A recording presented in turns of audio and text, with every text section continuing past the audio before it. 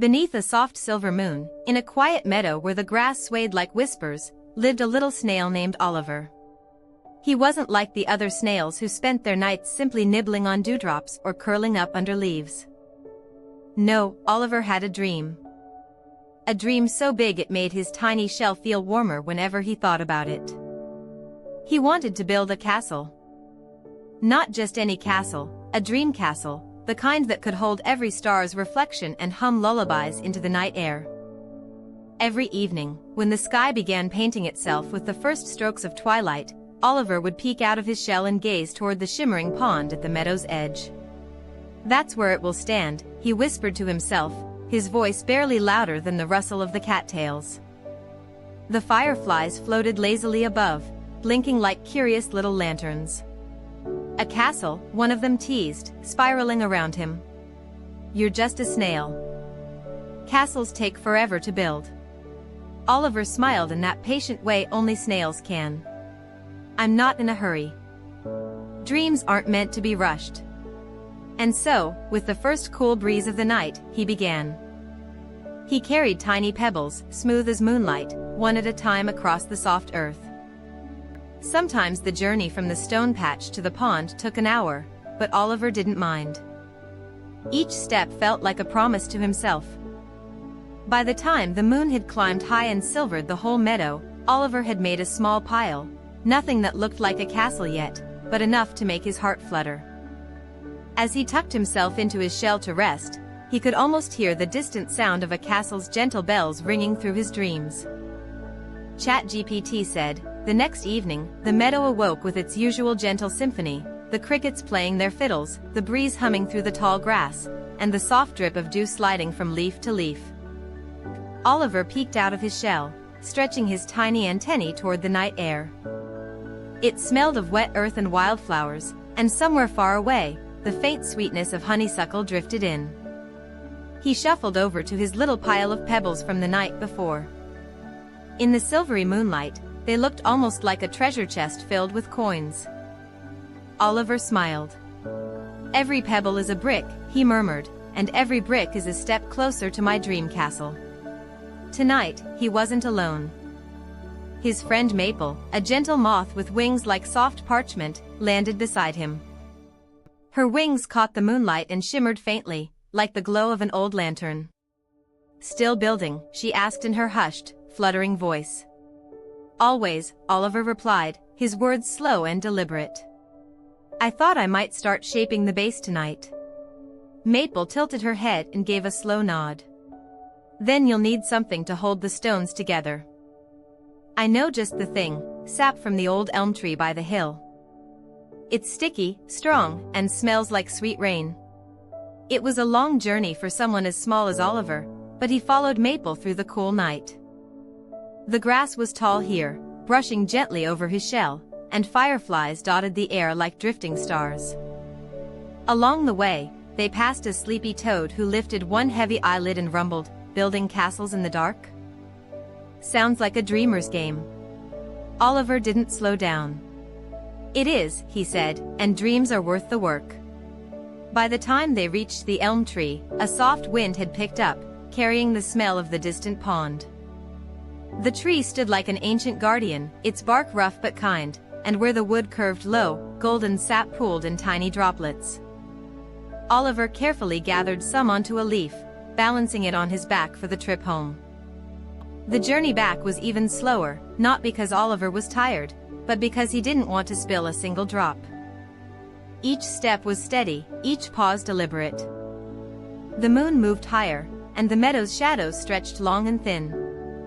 When they finally reached the pile of pebbles, Oliver set down the leaf and began pressing each stone into place with a dab of sap. It was quiet work, the kind of work that made the world fade into the sound of his own breathing and the whisper of grass swaying around him. By the time the first blush of dawn began to soften the horizon, Oliver had made something real, the start of a circular wall, barely the height of a mushroom stalk, but strong and snug. He backed up to look at it and felt something swell in his chest. "It's small," Maple said softly, landing on the wall's edge, "but it's yours. And one day, it'll be a castle." Oliver nodded. The sky was growing pale, the stars slipping away, but the dream felt brighter than ever. He tucked into his shell, resting against his little wall, already imagining the towers and windows to come. The following night, the meadow seemed to hum with a different kind of energy, as if it had been whispering about Oliver's work all day and was now eager to see what he'd do next. The moon hung low and round, casting a pale silver carpet across the grass. Every blade swayed in the same slow rhythm, like the whole world was breathing together. Oliver woke to that calm. He stretched, blinking sleep from his tiny eyes, and turned toward his little stone wall from the night before.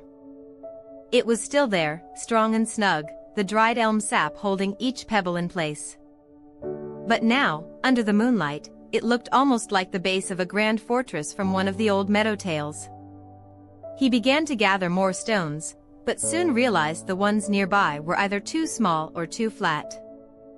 If he wanted to build higher, he'd need larger ones, the kind found near the creek. The creek was far, and for a snail, it meant an entire evening of travel. Still, Oliver knew that every good castle needed strong walls. He set off slowly, the cool earth damp beneath him. His path wound past sleeping daisies and clusters of mushrooms that looked like tiny parasols. Somewhere to his left, a family of crickets played a gentle tune, their chirps weaving in and out of the night breeze. The sound was steady and soft, almost like it was urging him forward. As Oliver crossed the meadow's open patch, he noticed a faint glow bobbing in the air. It was Lumen, the smallest firefly in the meadow, her light flickering in a shy, uneven pattern. "Where are you going so late?" she asked, her voice quick and bright. "To the creek," Oliver replied. "I need bigger stones for my dream castle." Lumen's glow brightened. "That's far. But I can light the way.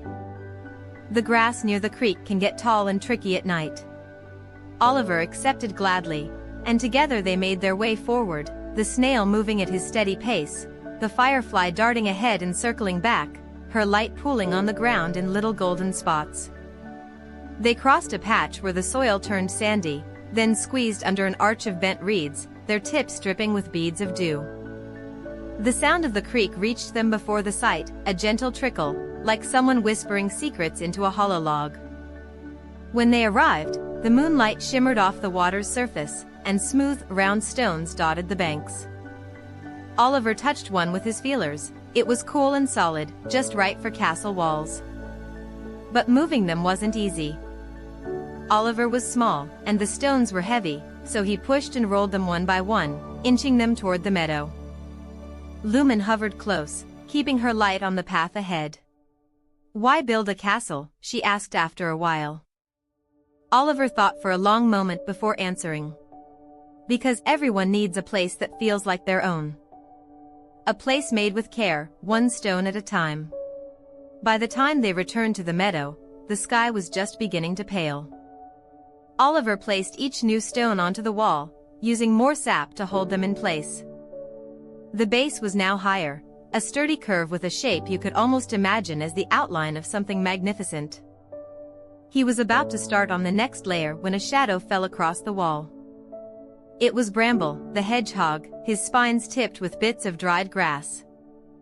He sniffed the air, looking puzzled. "You've been busy, little one." "But you know," he said with a slow blink, "the winds from the western hill are strong this time of year. If your walls aren't anchored well, they could tumble." Oliver paused, his mind already working on how to solve that problem. It wasn't just about building up now, it was about building strong enough to last through wind, rain, and time. He looked at his wall, then at the meadow stretching beyond. A castle, he thought, should be more than just a dream. It should be a home. And to make a home, he'd have to be ready for whatever the night, or the wind, might bring. The following evening, the meadow was wrapped in a thick, silver mist that made everything look softer, dreamier, almost like a painting you could walk into.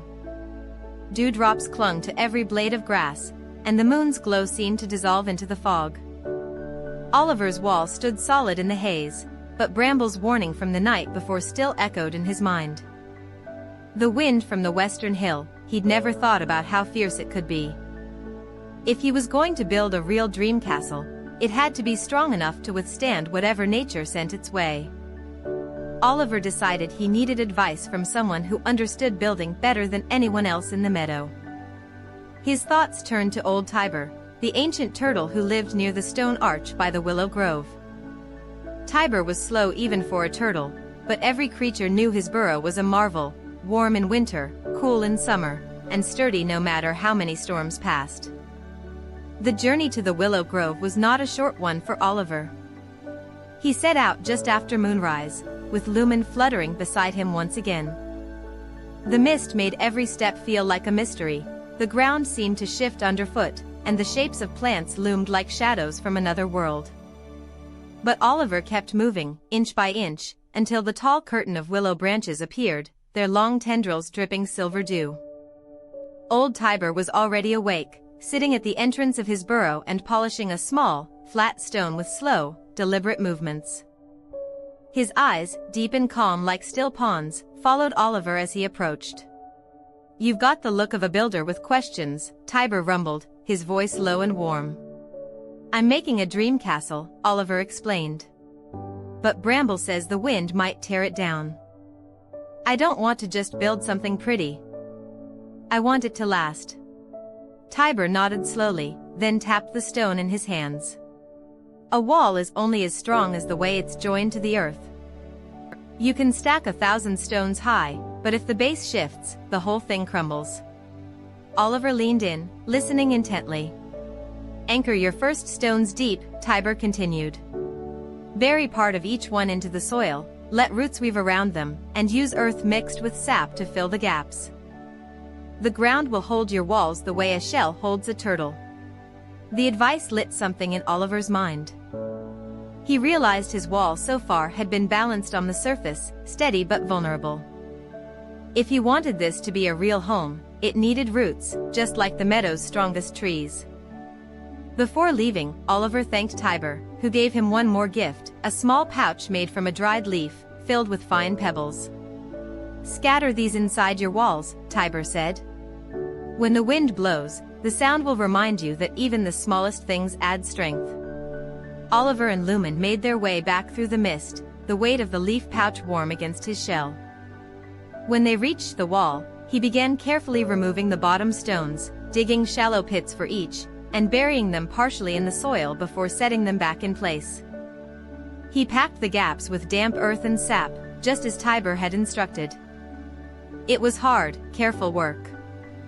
Several times, Oliver had to stop and rest, listening to the sounds of the meadow, the distant croak of frogs, the soft rustle of night grass, the faint hum of the wind on the hill.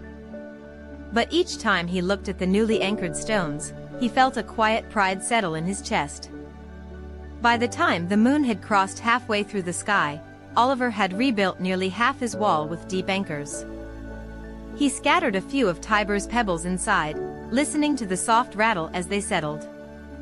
Lumen hovered above, her glow a warm encouragement in the cool air. And then it happened, a sudden gust swept down from the western hill, sharp and quick. The grasses bent low, leaves shivered, and a few petals tumbled through the air. Oliver braced himself, watching his wall. The wind tugged at it, but the buried stones held firm.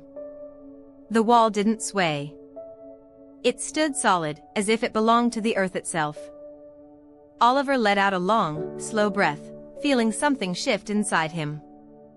The dream castle wasn't just about reaching higher anymore. It was about building something that could weather the tests of time and nature, a place that could protect whatever dreams lived within it. And as the wind passed and the meadow settled back into stillness, Oliver knew the next part of his journey would be even bigger. He had the foundation.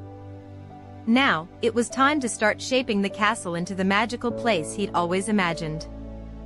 The following night, the sky was painted in deep shades of midnight blue, sprinkled with stars that seemed to lean closer, as though they wanted to see what Oliver was building. The air was warmer now, carrying the faint scent of blooming night flowers. Oliver emerged from his little hollow at the edge of the meadow, his shell polished from the dew, and looked toward his half-finished wall with a spark of anticipation. Tonight wasn't about foundation anymore. Tonight was about giving the dream castle its true shape. Lumen hovered nearby, her glow soft and steady. "Are you ready to make it look like a castle?" she asked, her voice tinged with excitement. Oliver smiled, or at least, as much as a snail can. "More ready than I've ever been." They began with towers. Oliver chose the flattest, widest stones for the bases, stacking them with careful precision. Each tower rose slowly, the way a plant might grow, steady, deliberate, unhurried. At first, the shapes were simple, but then Oliver began adding little flourishes. A smooth, round pebble here, a curve of moss there, a sprig of lavender wedged gently between stones so the air would always carry a sweet scent past the walls. By the time the first tower reached Oliver's eye level, a curious crowd had begun to gather. Mothwing, a pale gray moth with wings like soft parchment, drifted in on the warm breeze, circling the structure with slow, reverent loops. From the grass, 2 young field mice poked their heads up, whiskers twitching at the smell of lavender. Even Bramble, the hedgehog who had doubted the wall, stood at a polite distance, his eyes reflecting the moonlight as he watched. The second tower rose on the opposite side, this one capped with a smooth white stone Oliver had found days ago near the stream. It gleamed in the moonlight like a pearl, a little beacon marking one corner of the dream castle. Lumen darted around it, casting shifting shadows across the grass. "It's like a lighthouse for dreams," she whispered, her glow brightening in delight. Next came the windows. Oliver carefully left small, arch-shaped gaps in the walls, lining their edges with pale quartz pebbles so they caught and held the moonlight. Through these openings, the soft night air would drift in, carrying the sounds of crickets and the faint trickle of water from the far-off stream. He imagined lying inside on some future night, listening to those sounds as sleep gently pulled him under. Then, almost without planning it, Oliver found himself decorating. He tucked sprigs of mint into tiny cracks so the fragrance would lift whenever someone brushed past. He laid a path of smooth river stones leading from the main entrance, arranging them in a gentle spiral that seemed to invite visitors to wander.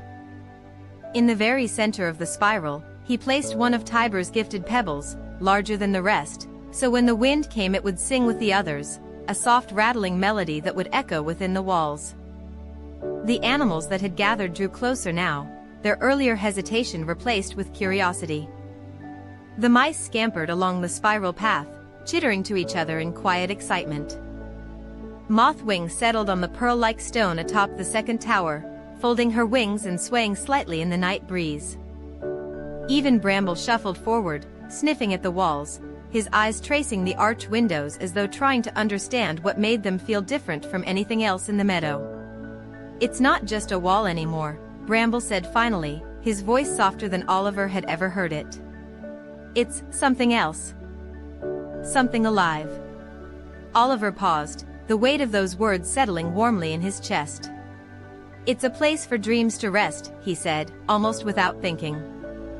Hours passed, but time seemed to dissolve in the rhythm of building. Oliver added a low inner wall that curved gently like an embrace, creating a sheltered space where moonlight pooled softly in the center. He lined this space with petals collected from the meadow's gentlest blooms, pale bluebells, white daisies, and the occasional silver-edged fern frond. Lumen hovered there, bathing the petals in her glow until they looked almost like they were lit from within. When Oliver finally stepped back, the dream castle stood in a way that felt different from any plan he had imagined. It wasn't grand or towering like the castles in storybooks. It was grounded, woven into the meadow itself, with beauty that came from the little details, the scents, the textures, the way the moonlight seemed to choose it as a place to linger. The animals lingered too, reluctant to leave.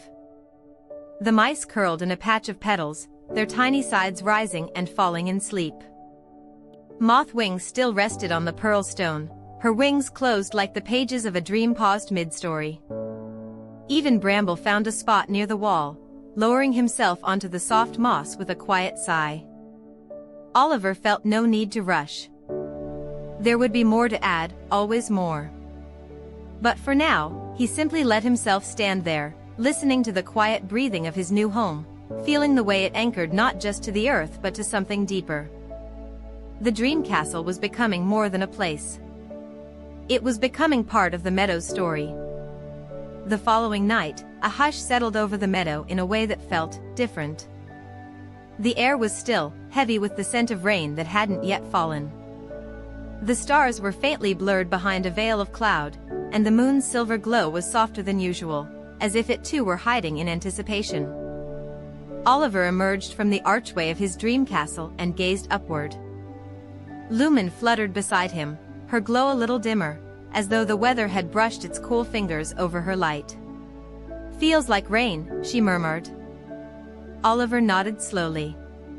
"And maybe more than rain. The wind smells restless."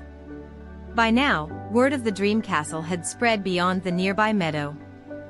Tiny paw prints dotted the ground, mice, shrews, hedgehogs, and even the faint scratchy lines of beetles who had wandered in to see the strange, quiet place everyone whispered about. Tonight, many of them were already here, resting inside the walls, lulled by the scent of mint and lavender. The first gust of wind came just as Oliver reached the base of the second tower. It wasn't a sharp wind, but it was the kind that curled in on itself, carrying the damp breath of something bigger behind it. The pearl stone atop the tower glistened as the first droplet of rain landed and slid down its smooth side. Then the storm arrived. Rain began in a steady patter, tapping softly against the pebble walls. At first it was almost musical, each droplet striking a different surface, stone, petal, moss, creating a quiet, random harmony. But soon the rhythm changed. The patter thickened into 1,000 soft drumbeats, the wind picking up and sighing through the arch windows. Oliver hurried inside. He felt the walls under his shell as he passed, feeling for tremors or loose stones, but each one was steady, held in place by his careful work and the moss and pebble mortar he had layered days before. Inside, the air was warm and calm compared to the meadow beyond. The windows let in soft breezes, but no rain reached the creatures huddled in the petal-lined center. The mice were curled together like a single ball of fur, whiskers twitching in dreams. Mothwing clung to the pearl stone, but her perch was sheltered by a little lip Oliver had shaped just for her. Bramble, who had taken up a place near the inner wall, blinked sleepily at Oliver. "You really built something," he said in a slow, almost surprised tone. "Something safe." Oliver smiled. The words sank deeper than Bramble could know. The wind roared once, bending the grass outside into long ripples, but the dream castle held. The curved inner wall softened the force of the gusts, sending the air curling harmlessly around them. The mint sprigs released their fragrance with each shiver, filling the space with a cool, calming scent. Hours passed. Rainwater trickled along the spiral path outside, pooling in tiny hollows between the stones. The sound became a lullaby, a soft, repetitive hush. Inside, even Lumen dimmed her glow until it was no brighter than a candle about to go out, settling herself against one of the lavender sprigs. Oliver stayed awake for a long while, listening. Not with fear, but with a slow, satisfied stillness. The castle wasn't just weathering the storm, it was cradling the meadow's smallest residents like a gentle palm cupped against the wind. When dawn finally broke, it came as a thin golden ribbon along the horizon. The rain had stopped, the wind had moved on, and the grass outside glittered with thousands of dewdrops. One by one, the animals stirred. The mice stretched and yawned. Mothwing opened her wings and let the light dry them. Bramble stood and shook the damp from his fur, looking around as though committing every detail of the night to memory. Oliver stepped outside, his shell catching the first glint of morning light. From the outside, the dream castle looked even more beautiful than before. The rain had polished the stones, the moss was greener, and the lavender sprigs leaned outward, heavy with fresh scent. "It's more than a castle now," Lumen said softly, hovering beside him. "It's a promise. Anyone who comes here knows they'll be safe." Oliver looked back at the archway, at the soft shadows inside, and the faint curve of the spiral path leading out into the waking meadow. He realized then that he hadn't just built something for himself.